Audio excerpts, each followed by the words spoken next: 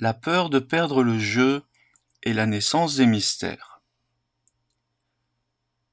Dans ce qui va suivre, nous allons explorer l'idée suivante, celle que l'être humain, en cherchant à devenir lui-même au fil de son évolution, a couru le risque de se perdre.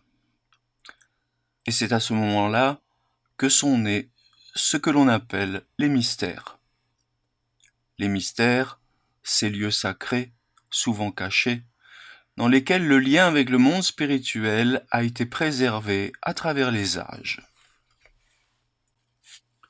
Aux origines, il y avait une humanité unie au monde spirituel. En effet, au commencement, l'homme ne se vivait pas comme un individu séparé. Il était immergé dans le grand tout. Il vivait dans une conscience onirique, collective, cosmique. Ce que Carl Gustav Jung a appelé plus tard et par la suite l'inconscient collectif. Rudolf Steiner nous dit que dans les premières époques de l'humanité, que ce soit dans l'Atlantide ou encore avant, l'homme percevait les forces spirituelles comme des évidences sensibles. Il voyait les êtres supérieurs comme nous voyons aujourd'hui les arbres ou les nuages. Mais ce type de perception ne lui permettait pas d'être conscient de lui-même. Il ne pouvait pas encore dire de lui-même « je suis ». Et pourtant, c'est bien cela que visait l'évolution humaine. Faire émerger le moi, le centre libre, autonome et créateur de l'être humain.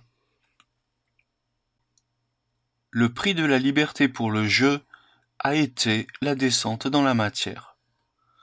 Pour conquérir cette conscience de soi, l'homme a dû se détourner de la lumière spirituelle. Il a dû plonger dans la matière, dans le temps et dans l'espace. Il a dû tout oublier. Ce fut pour lui un arrachement. Car en gagnant le je suis, il perdait quelque chose de précieux, à savoir le souvenir du monde d'où il venait, le lien naturel avec les hiérarchies spirituelles et la sensation d'être porté, guidé, entouré par les puissances spirituelles. Et c'est là, à partir de ce moment-là, à partir de cette fracture d'avec le monde spirituel, qu'a commencé à naître une peur profonde. La peur de se dissoudre, de n'être plus qu'un corps dans un monde matériel, sans origine, sans aucun sens, sans aucune orientation. Rudolf Steiner nous décrit très bien cette peur. Il dit qu'elle se manifeste au seuil de toute véritable méditation. Dès que l'homme touche à l'essence de la pensée, un vertige le saisit, comme si le sol se dérobait sous ses pieds. La naissance des mystères et la préservation du lien. Pour répondre à ce besoin de lien, les civilisations anciennes ont fondé les centres de mystère. Ce ne sont pas des religions au sens moderne, avec des dogmes et une moralité.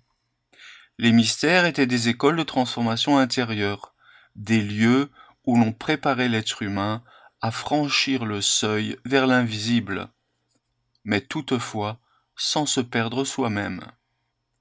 Dans l'Égypte ancienne, en Perse, en Inde, en Grèce, on formait les initiés à vivre des expériences spirituelles profondes, mais dans un cadre encadré, protégé, ritualisé. Pourquoi ? Parce que s'approcher des mondes spirituels sans y être préparé, c'est risquer de fragmenter le moi, de l'exposer à des forces qu'il ne pouvait pas encore maîtriser.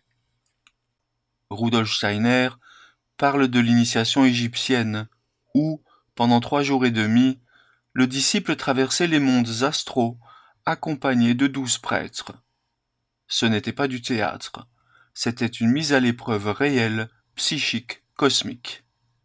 Et sans protection, le jeu pouvait ne pas revenir. Ce qui se joue vraiment, l'équilibre entre oubli et mémoire. L'histoire humaine peut alors être vue comme une balade entre 2 abîmes. D'un côté, l'oubli total du spirituel, qui mène à un monde froid, désenchanté, technocratique. De l'autre, la fusion dans le spirituel, qui peut faire perdre l'individualité, le libre arbitre, la conscience. Les mystères ont été ce pont.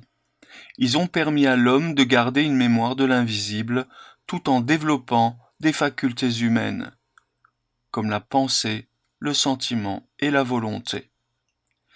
Et ce pont a été transmis de génération en génération, parfois en secret, parfois à travers des symboles, des mythes, des rites, jusqu'à arriver jusqu'à nous.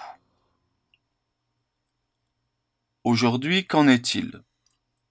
Aujourd'hui doit naître une nouvelle forme de mystère. Aujourd'hui, nous ne vivons plus dans les temples égyptiens ni dans les grottes pythagoriciennes.